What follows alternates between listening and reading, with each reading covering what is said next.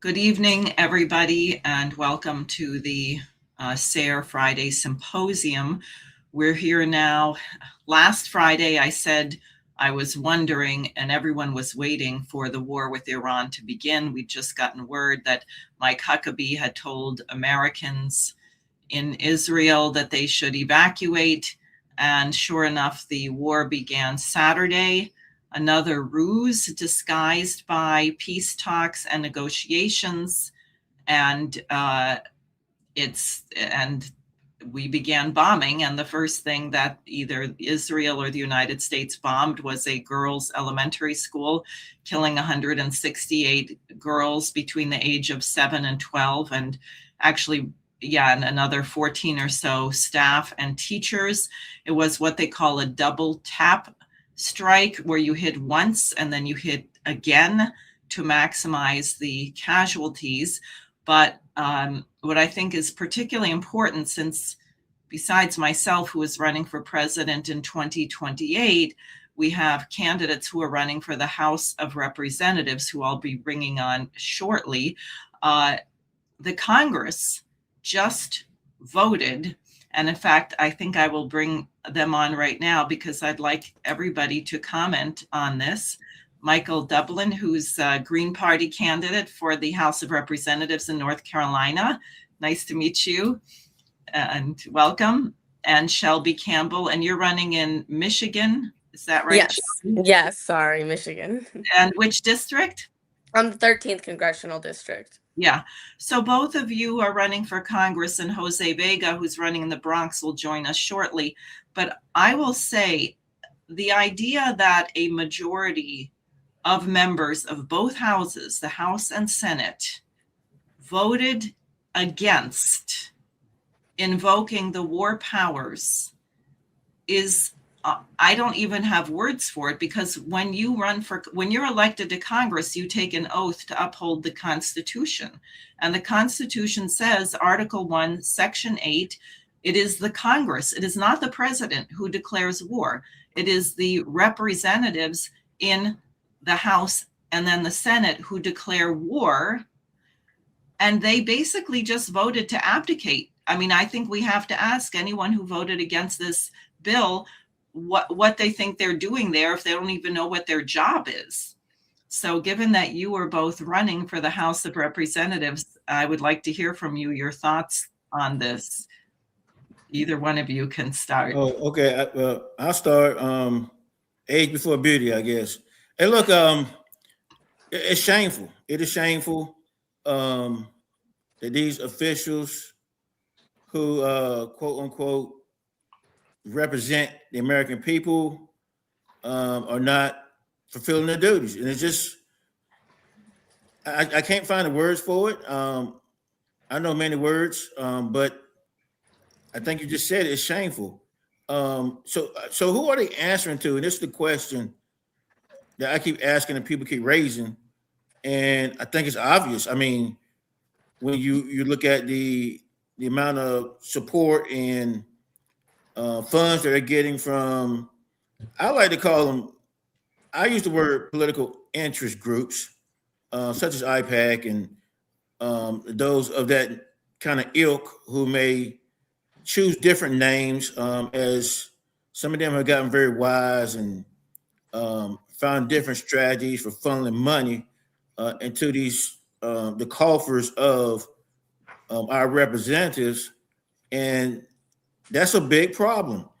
And so when you talk to the majority of the Americans, at least the people I talk to, they don't want this war. They don't want to be involved in the war, and they want our Congress to do its job.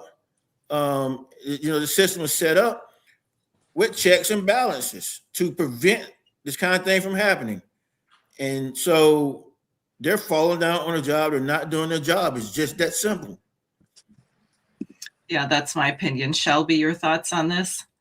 Yeah, the same. And I felt like it was symbolic of bombing a little girl's school, like the first like thing. I feel like it was kind of like a attack on like women to remind us to like stay in our place. Or maybe it's just my like spiritual level. But yeah, it's very disappointing that people are elected in these positions and don't actually represent the people. And that's all I'm seeing. The more and more I get into this, it's just like a business to me, it seems like.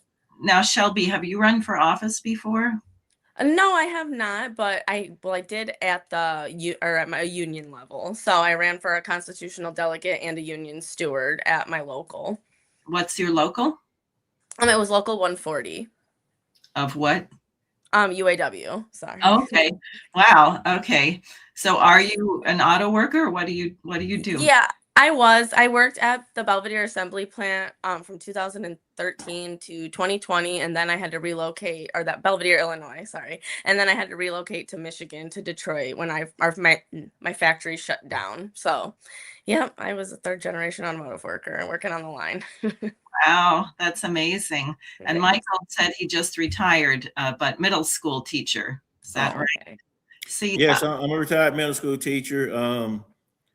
And so I'm going to continue my service. I became a middle school teacher to serve the community, to educate, to answer the call. I mean, down here in North Carolina, education, we really need to fully fund the education system. It's really hard to get teachers and people who want to be teachers. And so it was very difficult to get more male teachers. There was a need for male teachers, especially down here, Black male teachers. And I answered the call for service. And as a teacher, obviously teaching the government and teaching civic involvement was a part of the job, and which I've always taken seriously. And so me retiring is not, going fishing or, just chilling, but it's taking the next step to the next level, which is, at least for now, getting involved in electoral politics and answering the call, because we need people who are not taking that corporate money, people who will represent the people, and not just represent, the corporate interests. And because our representatives just aren't doing that. yeah. Well, I just want to say, really, I'm so happy that both of you are running, because what you represent is what we're supposed to have. I think this is the whole point of the 2 terms in the House, 6 terms in the Senate. The idea of George Washington and Alexander Hamilton was that the people in Congress would come from the regular population. It was not supposed to be a special interest group of elites. So you bring with you your experience. Michael, you bring with you your experience in education. What are the issues that children are facing nowadays? What should be done policy-wise? Shelby, you know something about the industrial and manufacturing households and what's happening to families in that regard. And I would like to, given that I'm running for president and will have to be addressing these things nationally, it's really helpful to me to hear from each of you about what are some of the matters.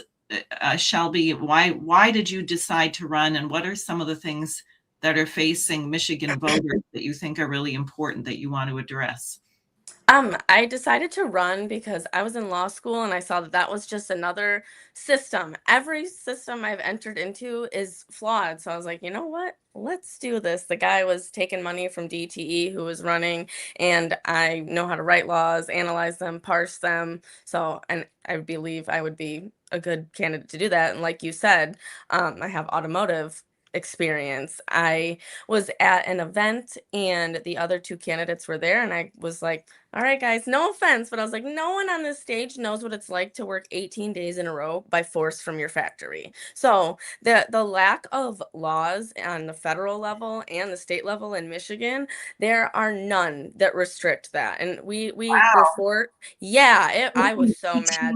18, how many hours per day? It was 8, but 18 days straight, and the factory can mandate that you do that. Yeah, they did it during our launch mode. We were launching the Wagoneer. So for 1 year, none of the overtime rules matter. Wow. Now I see Jose just joined us. I'm going to bring him in here. Here's Jose Vega running for Congress in the Bronx. Jose Shelby Campbell is running in, what did you say, the 13th Yes. district in Michigan? Nice. He's in the 15th district in New York, and Michael Dublin is in the 2nd district in North Carolina. And Awesome. I was saying he's a retired middle school teacher, that what they both represent is what the founding fathers intended to have in the Congress, which Absolutely. is actual real people. And I had no idea about that 18 days. So they had you working 18 days straight with no break because they said it was a startup, no overtime.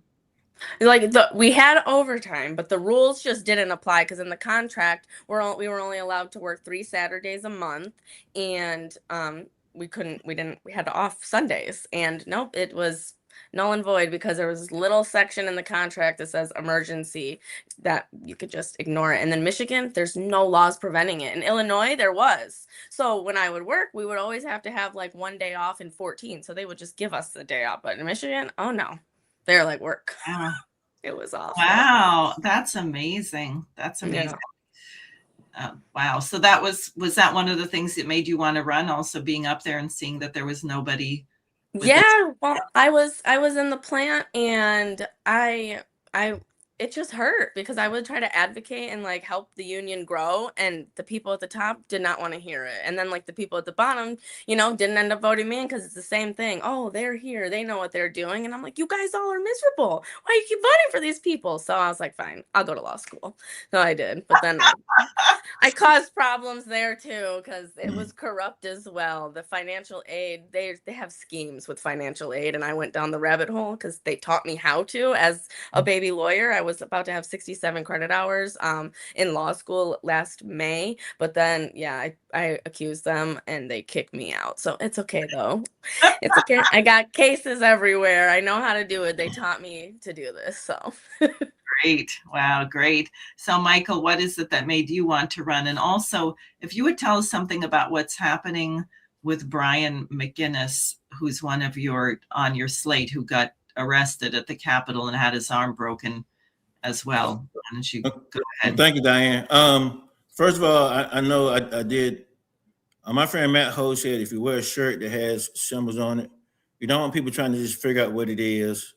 So this is WSHA, the radio station at HBCU, Charlotte University here in Raleigh. And I used to volunteer there at the radio station.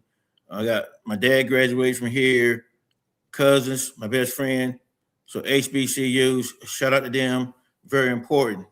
The latest word I heard from about Brian McGinnis is that he is in the hospital somewhere around DC. Well, I'm not sure about that.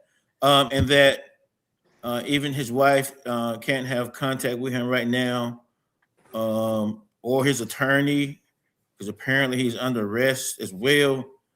And it's really, really, really an awful situation we got going on for someone who has, served his country. And, Brian and I have talked. We've talked. I mean, we've cleaned roadsides together with the Green Party. We were at the gathering we had recently in our candidate nominating convention. And so I know that he is a person who served out of love for his country.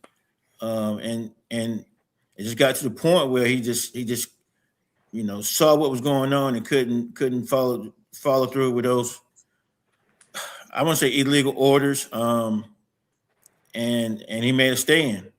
Mm-hmm. So that's the latest word I have on him. He did decide to join the Green Party and run for the Senate, U.S. Senate.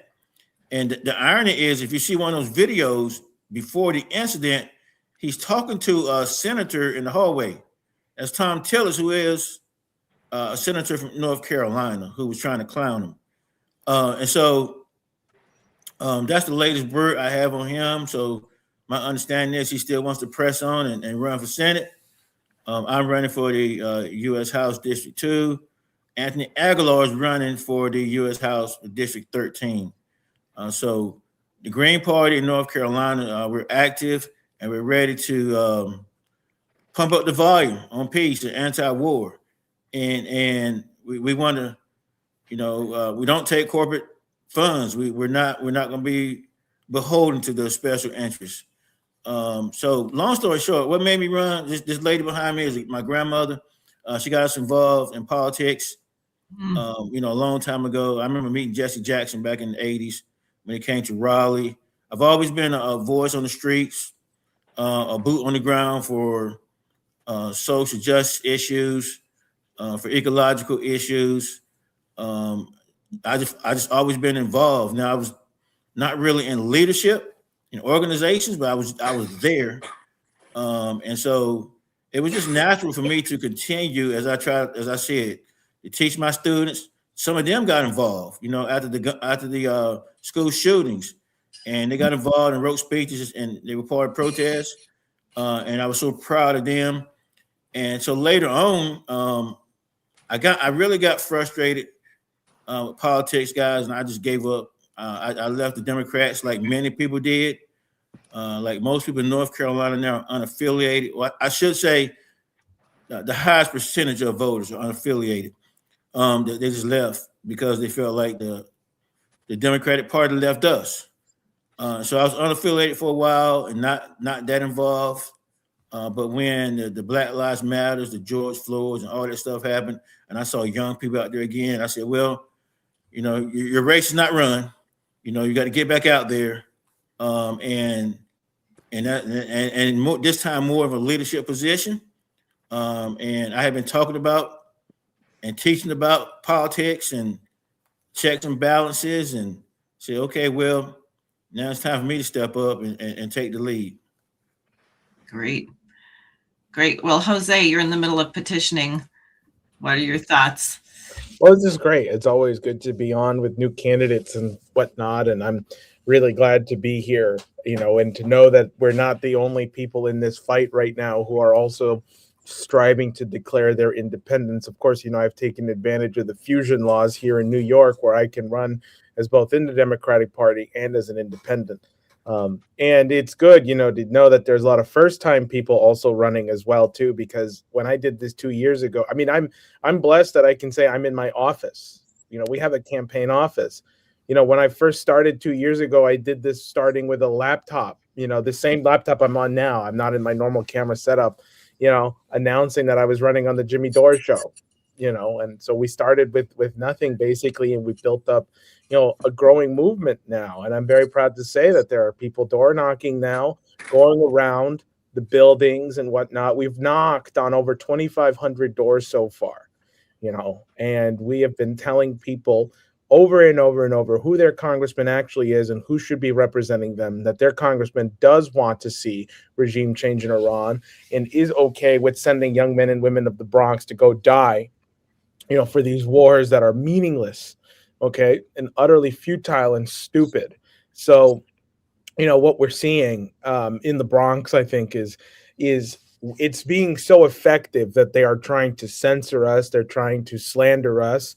If they're writing articles, if it's not them writing articles, it's them trying to intimidate us or harass us through death threats and stuff. But, we've been very visible in the district, and we've also been very visible with the slander that we've been getting. So, obviously we're having some kind of effect, and that's because we don't want our people to die. We don't want to send Americans to continue to die. And so that's why what Brian McGinnis did was so courageous and brave, and I think we need more interventions like that too, in the forms of campaigns as well. So this is exciting and great and fun, and those are my thoughts. Now, Shelby, you had a kind of a run-in with Campbell's soup or something or other, didn't you? Could you tell us about that? I found it unbelievable. Yeah. Go ahead. Okay, so like I said, I went to law school for 67 credit hours. I did oral arguments. I did litigation drafting. Like, I know how to do all of that. So we did a case on, what's it called? parody. So it was like a parody of an advertisement. So I kind of knew the elements of trademark infringement because I don't know, so I kind of provoked them. I made the little stickers and I knew that it wasn't going to be copyright, but they sent me a cease and desist. And then the Charlie Kirkers, I was like, haha, I went to law school, try me. So then they left me alone. But for a month later, the Charlie Kirkers doxed me. So they kept sending it to Campbell's, trying to get me in trouble. So I think it was kind of like a pride or an ego, like, ooh, we're a big bad corporation. So they were trying to get it so I couldn't use the word soup. I was like, you can't gatekeep soup. So the only, the You're only going to good say they have a copyright on soup?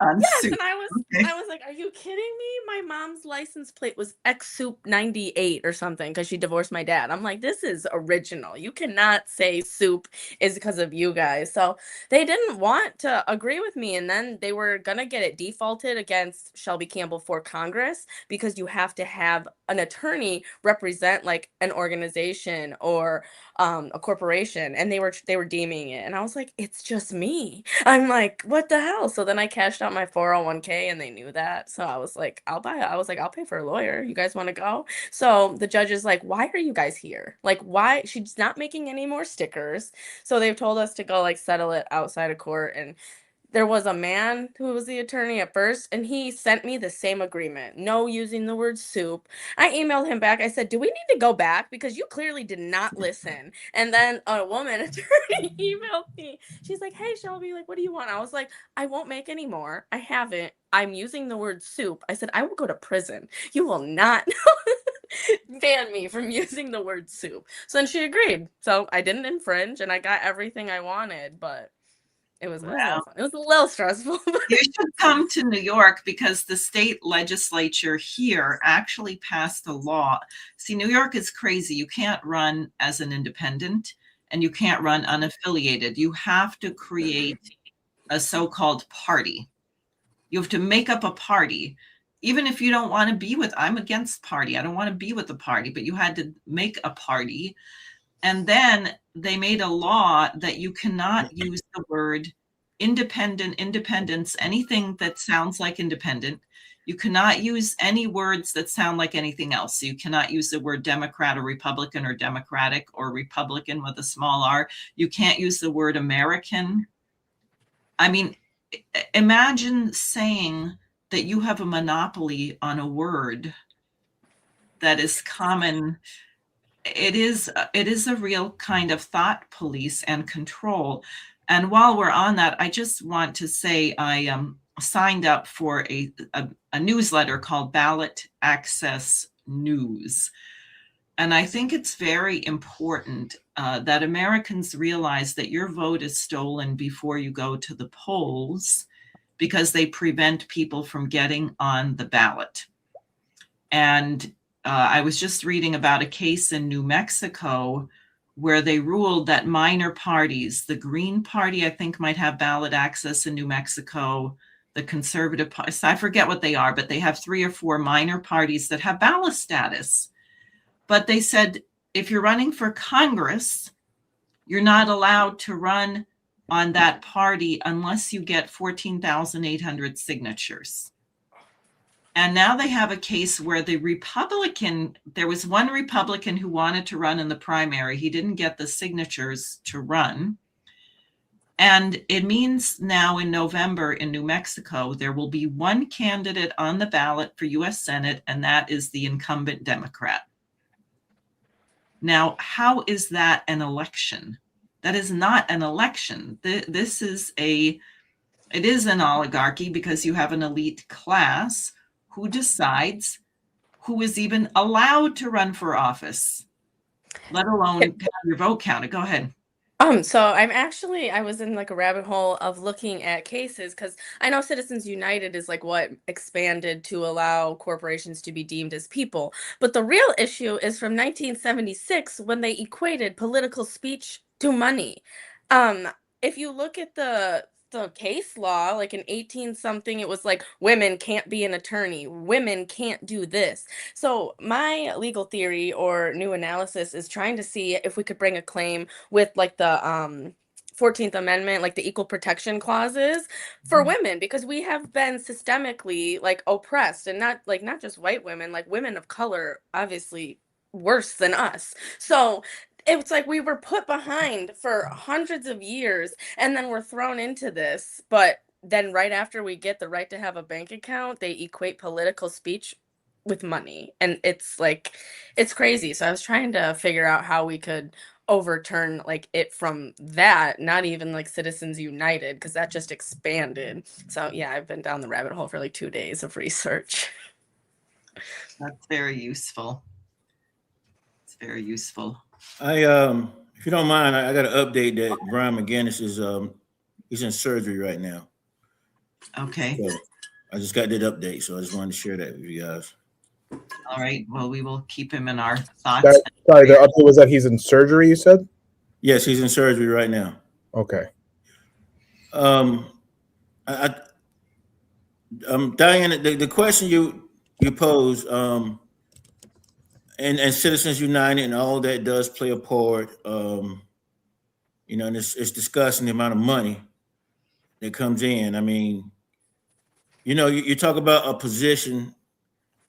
Let's say we got positions in the state house down here that, pay $13,000 a year per diem, and people are spending, $2 million, $3 million for that seat. And in the city of Raleigh, people are like, putting in $700,000 of their own money. I mean, and then getting corporate money on top of that, and to run for a city council seat. And as far as like the Green Party access, that's been a battle that we've been fighting for years. And so I know, like even in New York, I don't believe the Green Party was allowed to be on the ballot. Correct. They lost their ballot status because they moved the goalpost. The Green Party and the Libertarian Party each had gotten 1% of the vote, which was ballot status. And then Cuomo changed the law and said, "Oh no, you need 2%." Yeah. And in other states, like I don't know, I think you said New Mexico, Arizona. There were some states out there where the Green Party achieved ballot access, and then the Democrats came and sued and claimed some of the signatures were invalid, like they tried to do here in North Carolina in 2022, when we had a protracted struggle against the Democrats when Matt Hogue was running for Senate, and we got ballot access. We had enough signatures, and the Democrats were calling people and pretending to be Green Party members and threatening people, and it was just a mess. We actually won, but we didn't get ballot access till late that year, like August. Wow. So, we spent so much time getting ballot access, we couldn't really run more than one. Well, we ran 2 candidates that year. And this time, even though Jill Stein did not get 2% in North Carolina, and neither did our gubernatorial candidate, but there was a clause that says if your presidential candidate was on 3/4 of the ballot, you can retain ballot access. And so we brought that before the state board, and because the state board has 3 Republicans and 2 Democrats, the 3 Republicans voted to put us on the ballot. The 2 Democrats voted against us. So this is how we have ballot access right now. We're still kind of riding on the coattails of the Matt Hogue situation. So we have ballot access until 2028. Okay. Wow. And Shelby, are you running as an independent or Democrat, or what are you? A Democrat, or I'd say I'm a democratic socialist, though. I was seeing if I could switch because, like I said, they pissed me off. Like they voted against, to help. Like you said, Democrats. It sucks seeing the buddy system, but yeah, it is what it is. Yeah, well, don't worry. I think at this point, most Americans really are voting for the person. I think people are so sick of it. And I also think, speaking of money, we didn't bring it up, but people have used the word Epstein class.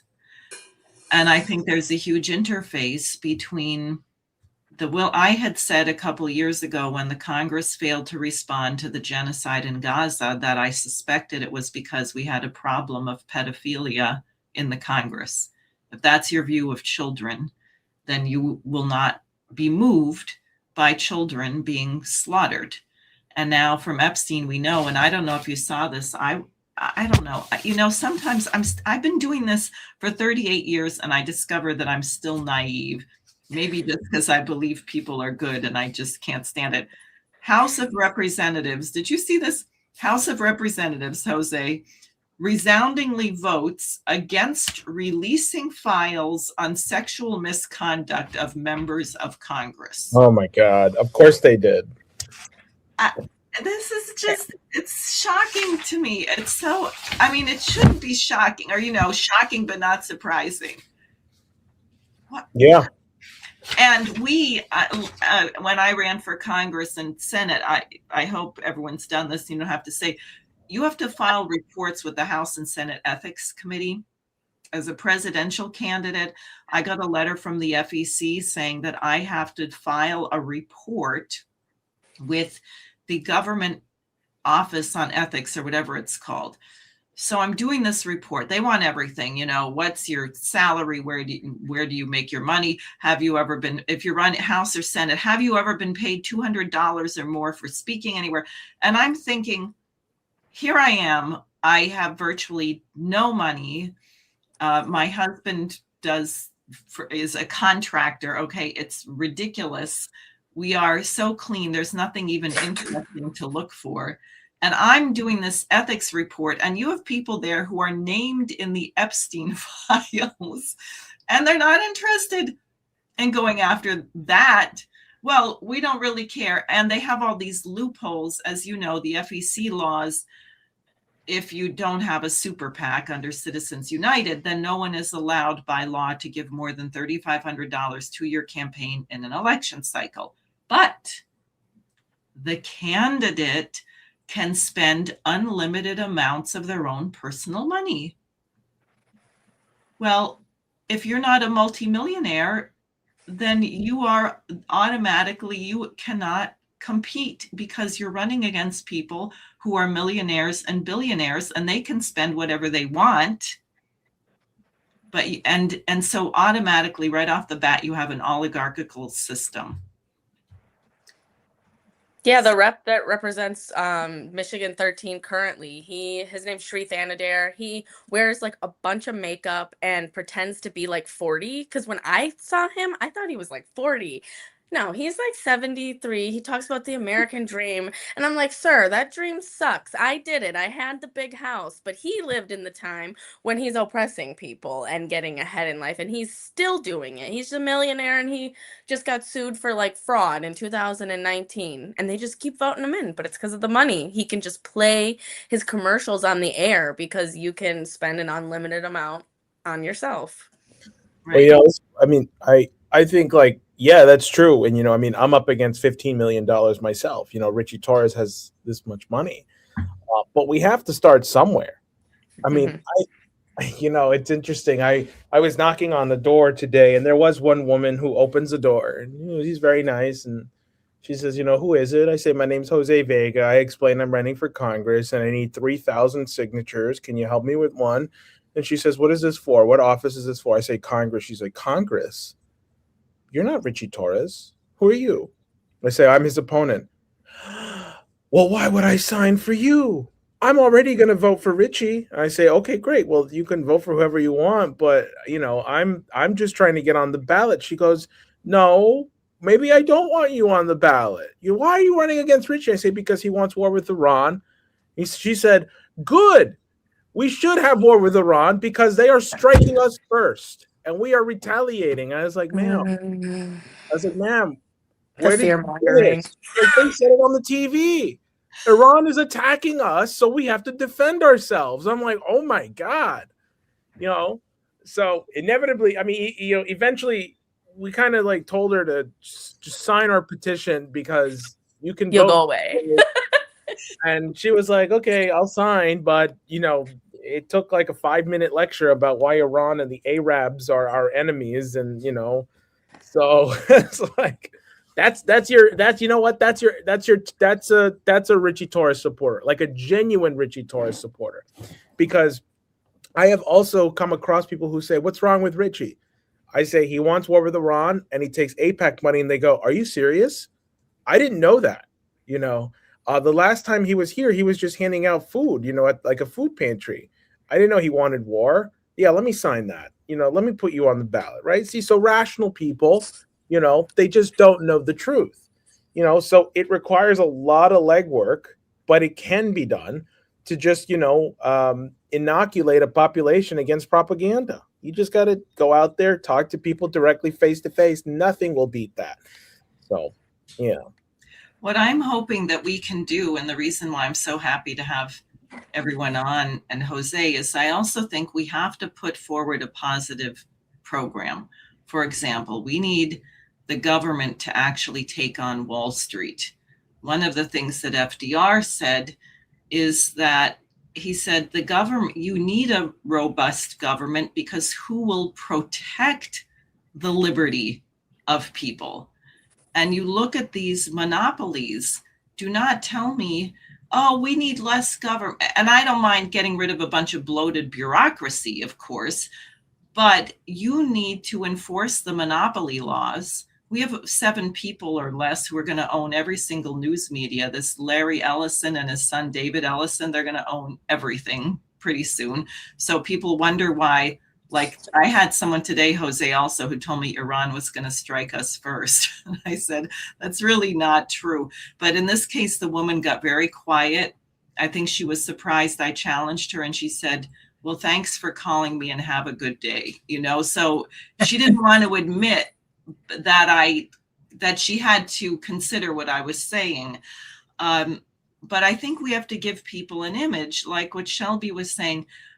There was a fight a century ago or so to have a 40-hour work week. And we used to have a situation, and you would know that if you're third generation auto worker, where one person working in an auto plant brought in an income that could support a family. And you would have one parent working, and you'd have 3 kids or 4 kids, and you had a vacation, and you had health insurance, and you weren't rich, but you were secure. That's right. No, that standard of living today is unimaginable. Yeah, me and the father of my children both worked at Chrysler, and we were struggling. Like, it was just capitalism. And I was like, like I said, this sucks. I know we got a pool and stuff, but I'm so unhappy. We just drive to work, and, I have a degree, and everybody's like, well, you make more money at Chrysler. But I'm so much happier now that I haven't been in there. Like, I feel like a human. Like, in there, you're just a number. You don't matter. They just, yeah. People are just grinding to pay bills. Yes. Right? And if you look at inflation, don't tell me there's no inflation. The average price of a car is now $50,000. $50,000. That used to be the price of a house. Yeah. Now we can all live in our cars. I guess that's great. I guess Michael had to get off for a second or hide something, but and the average income hasn't increased. When I was learning how to drive, I think we got a Ford Fiesta, and I think it cost maybe $5,000 or something. So new? Yeah, it was new. And life would be and good. now, if you had that car, it'd probably be like $30,000. So that's a 6-fold increase. But I think about my father's income. He was a doctor at a state medical facility. So he wasn't making what a guy would make in private practice. He was a state employee. But if he were making, nobody makes 6 times what he made. I talked to a truck driver who told me, I am now making triple what I made 10 years ago. And my purchasing power is the same, which means the cost of everything has tripled for him. And that can be stopped if we stop bailing out these billionaires. right? If we reinstate Glass-Steagall, if we say, no, you don't get a bailout. No, we're going to enforce monopoly laws. No, we want the small business guy on the corner because he knows who you are and he knows your family and he'll help you out, not the Walmart super mega, whatever the heck. They're about to build a meat packing plant and some kind of 200,000 head of cattle thing in the Midwest on top of the Ogallala Aquifer, which is running out of water.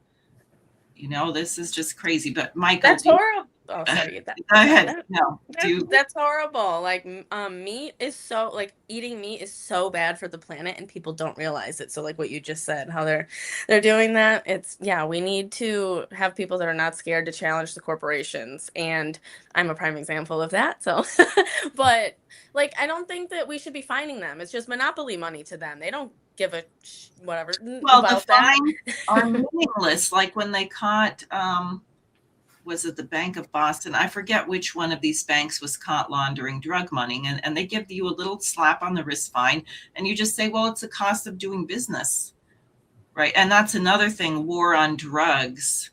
LaRouche used to call for war on drugs, but he didn't mean jail 15-year-olds. He meant Hong Kong Shanghai Bank, Chase Manhattan Bank, go after the guys laundering the money. Don't pretend that this is not an industry that our nation is depending on at the destruction of young people all over the country. And you're, of course, not allowed to do that. That keeps Wall Street afloat, is all of the drug money, and now they want to make everything legal. But Michael, you haven't been able to get a word in edgewise here. Did you want to say anything about these things? I mean, you talk about the war on drugs and that disproportionately affected, you know, brown and black youth, and you know, I just think about, you know, the systematic enforcement of that and the inequality in the way people were charged, and it's just amazing that it was just part of the same system that I see as a continuation from the 1800s. Well, and it was an industry, right? The private prisons. Yeah. That's what I was saying. In the 1800s, you know, when they would just pull people and say, "Hey, you got to go work," or because you were quote unquote loitering, so they were going to arrest you. And so it was a continuation of that.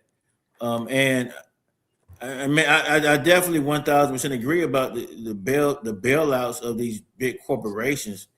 I think that, you know, when I finally had enough of being a Democrat, was during the Obama years when they bailed out the big banks. I was like, no, guys, no, that's not. You keep bailing them out, and then we can't get the things that we need. We can't fix our schools. We can't give health care. We can't get any of that. But you're bailing out these people, and then, you know, you're bombing people in the Middle East. This is not new. What they call them, bombs away Obama. It was sick, and I just had enough of it. I'm like, this is not what we want. You know, this is not. You know, we do not want to just bail out the corporations, oppress, marginalized people. It was a continuation of what was going on before, and it's disgusting. And one of the things that I am encouraged by, and Jose says we had to start somewhere. I believe the younger people are like tired of the BS, and I think they don't drink the Kool-Aid as much, and they'll look at it when we're teaming up with Israel to bomb Iran. They're not believing it when they say, they don't think we're in the right, and there are some and I hate to say it, but some of the older generation that believe, okay, well, we must be in the right. But I think that the younger people are starting to see it. They're not so locked into the corporate news, which is run by those giants that you mentioned. And so they can only say so much, and even how they word things, you know, like the war in Iraq or the war against Hamas. You know, I remember seeing that, and I'm like, how can you even say there's a war against Hamas? It doesn't make sense. But that's how some of the corporate media was presenting it, and I think that the young people were like, "That's BS," and so that's my hope. Jose, you're right. We had to start somewhere, and I believe these younger generations that's coming up, they're not going for the okie doke, is what I like to say. They're not sipping the Kool-Aid, and my hope is that it may take a few years, a few cycles, to clean out Congress and get it where it's truly representing other people. Someone asked me just a couple of weeks ago, "Why do you do it? You know you can't win." I had to be out there and give people a different person to vote for. So many people have lost hope.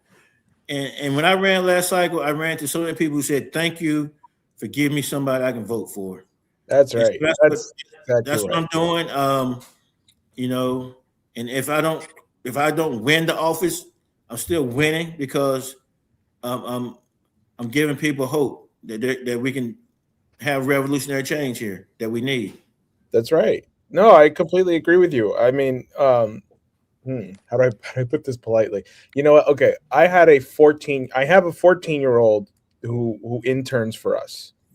And in the submission that she wrote into why she wanted to intern with the campaign, she said because she wanted to dismantle the two-party system that has oppressed so many people for over so long. And I remember reading that and I was like, did a 14-year-old really write this? Because I didn't come to that conclusion until I was about 22 years old, in 2020. It was about when I came to that conclusion that you can't do anything in the two-party system. And she was like, I was reading your policies and the fact that you reference FDR and the fact that you reference history. I'm like, wow, okay. The new generation of people do want something better than what we have now. They do want something that, is a representative of something great, not of the same old schlop. And I was like, yeah, absolutely. This is somebody I want working on my team, who understands that, like, I'm not here to make buddy-buddy with Nancy Pelosi or Hakeem Jeffries or Chuck Schumer or Mike Johnson. And I think that there's a real revolution coming. A revolution. It will be televised this time. A revolution is a state of mind.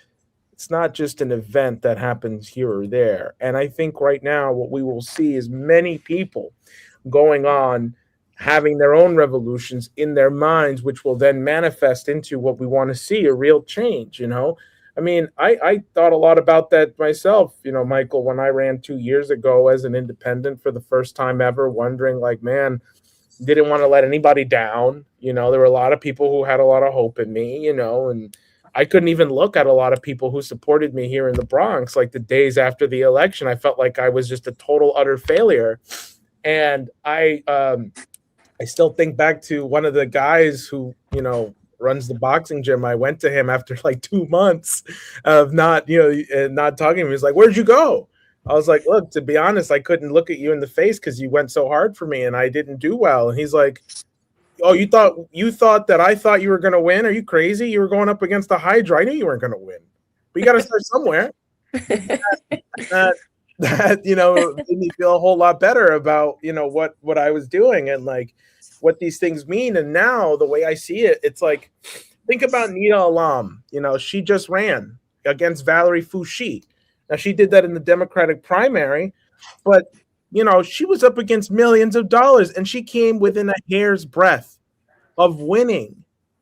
That to me is like that incited so much hope in me. That she came that close against so much money is a victory. The fact that she ran and thought she could do it was a victory in itself. Okay.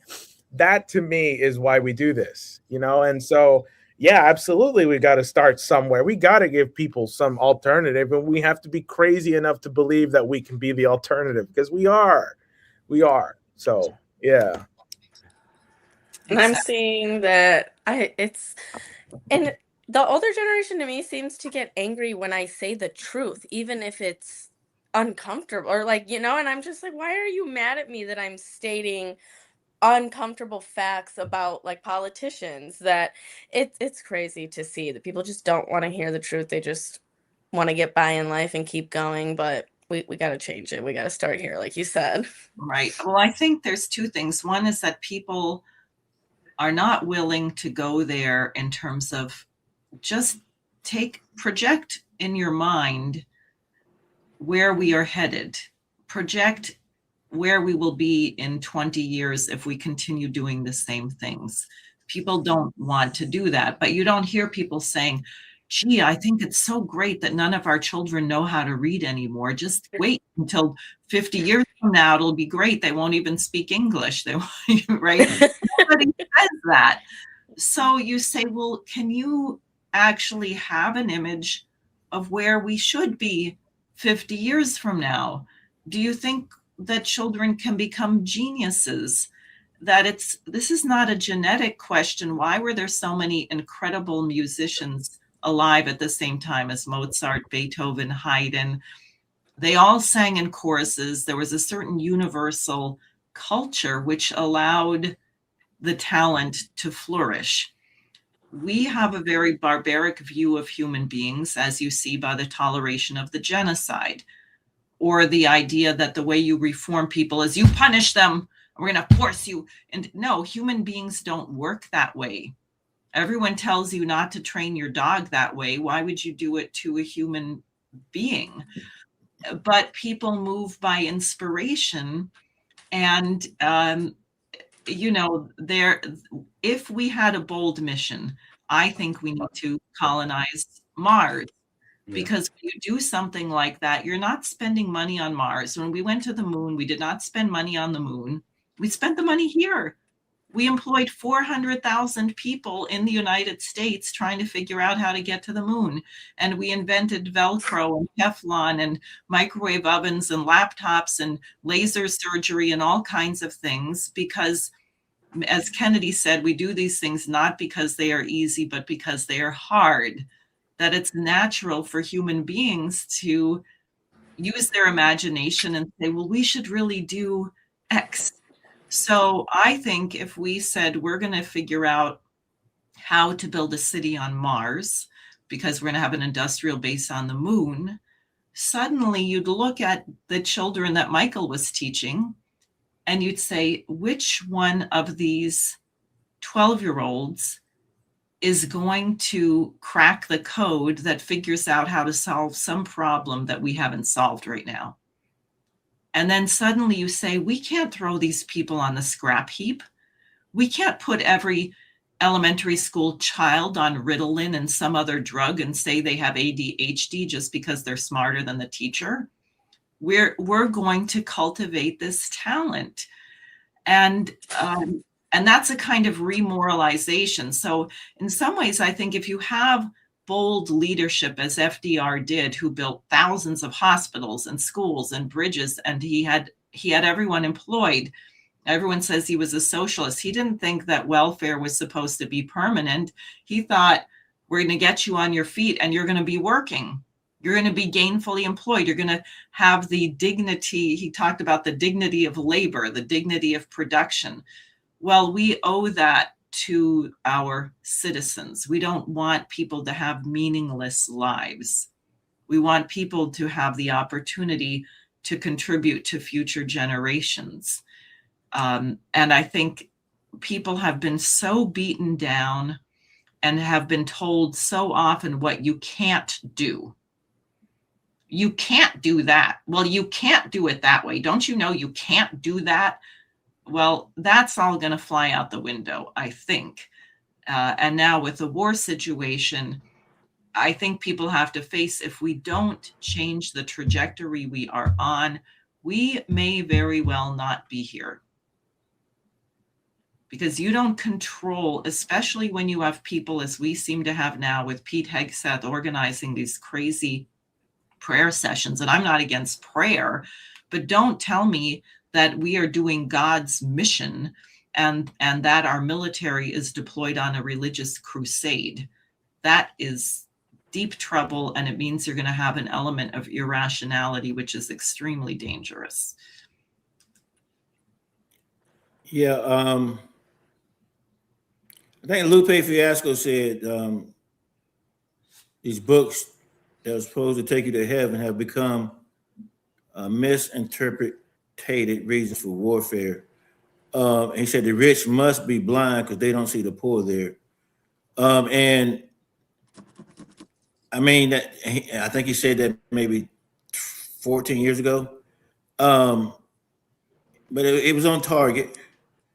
I in my classes, I always try to get my students to dream big. I mean, to put the effort in, but to dream big. I would, speaking of Mars, I would ask them like, which one of y'all would actually go to Mars? And there was always a few who would say, yeah, they would be the first, and they would go. And then there were others that said no way. But and I'm not against going to Mars. I just wanted to make sure that if we're going to Mars, we take care of this planet as well. And I'd be leery just that we don't go to Mars to explore another planet. And so I'm down for it if we can find a way to stop exploiting this planet, to stop exploiting people. And it calls for a whole change in mindset and not looking at people as commodities, not looking at housing as commodities, but that, people have a right. The housing is a human right. People have a right for health care. And other people in other countries have a right to live without us dominating them and bombing them and telling them what to do. I can't figure this out. So maybe you guys are younger than me, so maybe y'all can help. Well, okay, some of y'all are. I'm not. Why is it that and help me out? Why is it that Iran can't have a nuclear weapon when the only country that's used atomic weapons in the world history is the United States, who has more nuclear weapons than anybody? Because everybody projects their own insecurities. So we got the nukes, so we think we're gonna blow, or they're gonna blow us up because we have the ability to blow. That's just my theory. And with everything, people always project what they are doing. That's a lot of it. And also Israel does have nuclear weapons and no one ever talks about their nuclear weapons. Yes, that is true. That is true. Yeah. Are you taking wrapping up statements now, Diane? Yes. Okay. Yes, you need to wrap up. So go ahead, Jose, since you're rushing, and then we'll go around. Go ahead. Just to sort of respond to the and last people in your wrap up, please tell people how to find you and your website and so on. Go ahead, Jose. Just to sort of respond to the last point that was made about space and development. Of course, I have one of my big policy proposals is the Space Civilian Construction Corps. Michael said we want to take care of the people on this planet before we go and send people out. That's a perfectly reasonable thing to do. But what if I had posed to you that the way in which you can make sure that this planet is taken care of is by getting people onto other parts of the universe, like the moon? Think about it. We train men and women every day to learn how to make bullets. We teach them how to make bombs. We teach them how to kill. But what if you took that same energy and you taught them how to be engineers, advanced mechanical engineers? You taught them how to, create advanced satellite parts. You taught them how to create advanced health industrial parts. In other words, one of the reasons why we have the stents and why we have the machines that revive your heart if you have a heart attack is because that was a scenario that was planned out. What happens if an astronaut's heart stops in space and there's no doctor to revive it? That's where we invented these devices that we use today. Many medical advancements came from these kinds of ideas. What benefited us up there is what benefited us down here.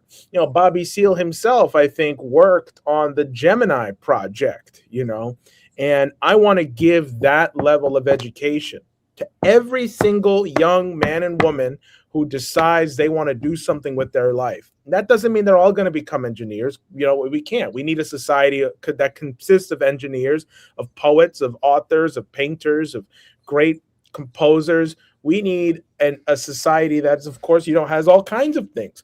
But if anybody wants to do that, as opposed to go and learn how to kill and produce weapons of mass destruction, and instead do something productive that will benefit them and their homes. We could start with high-speed rail. That would be great. Maybe we should finally have some high-speed rail. We could teach our young people how to build that. That would be more productive than teaching them how to kill. So that's my final words, and people can find me at votevega.nyc. Great. Thank you. Michael, you want to go ahead and then and Jose, I'm a lifelong Trekkie and a Whovian. Oh, me too. I'm a Whovian too. Don't tell Diane that. Yeah, okay. So I'm not. Yeah, me either. I am not against that. My concern is who will be in charge of doing that, because if the red capitalist leaders are in charge of that, they're not going to be concerned about saving this planet or helping people. So I'm for that, and that's something that we can work towards. But you can reach me at DublinForCongress.com, DublinForCongress.com. Join our movement as we're pumping up the volume. Dublin, is the 4 written out, or is it the number 4? FOR. Got it. Yes. Dublin for Congress. Great. .com. If you go to .org, that's an old link. It's going to take you to some business that took over our link.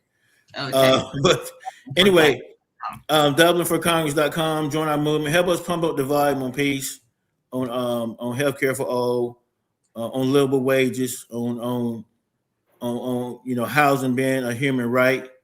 Let's stop exploiting the planet and exploiting people, and help us turn our Congress to actually represent the people. And my hope is that by me stepping forward, that people will come behind me, that I will inspire somebody, as I said, the younger generations, to step up and say, hey, if that old crazy Mr. Dublin can do it, I can do it too.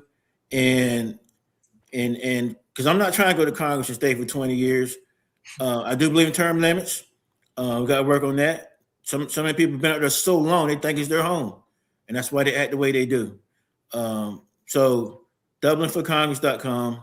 Also remember, support Brian McGinnis, who's running for Senate down here, and Anthony Aguilar, who's running for NC House 13. U.S. House Congressional District 13. And thank you guys. You guys are great. I appreciate the invite. Thank you, Diane. Well, thank you. You got a powerhouse down there. And Shelby, any last words from you? I want to, I think I'm saying it right. I always get it backwards. Live to work, not work to live. And that is what is wrong with our society. We just work, capitalism. And I'm excited to bring a new perspective. Hopefully, if I get there, I think I would be the first automotive worker to go to Congress in Michigan, which is very surprising since it's Motor City, Detroit. But you can find me at Shelby Campbell for Congress or Soup for Change. I did a bunch of them. I'm on there. You can find all them trashing me as well. So are you for FOR or the number 4? It's both. So Shelby Campbell, FOR, and then Congress, or there's Soup, SOUP, and then the number 4 change. I bought a bunch of domains. I was like, I got this. Okay, great. Well, I'd like to thank everybody for being here. And of course, I'm Diane Sayre, and I'm at sayre4forpresident.com.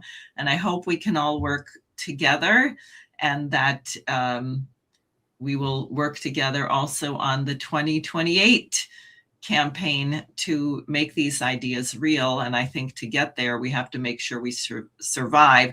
So I would urge everybody who is listening, call that no good, lying, coward prostitute that supposedly represents you in the Congress, and tell them we have to stop this Iran war. And for every single one of them who voted against the War Powers Resolution, they have to be unseated. The idea, again, to come back to the beginning, that you're going to be in the Congress, and one of the defined duties of the Congress, Article 1, Section 8 of the U.S. Constitution, is to declare war, and you won't take responsibility for that, then you don't belong there. And that's that. And that is my position. So thank you very much, everybody. And I hope we see each other again soon in Washington. Bye.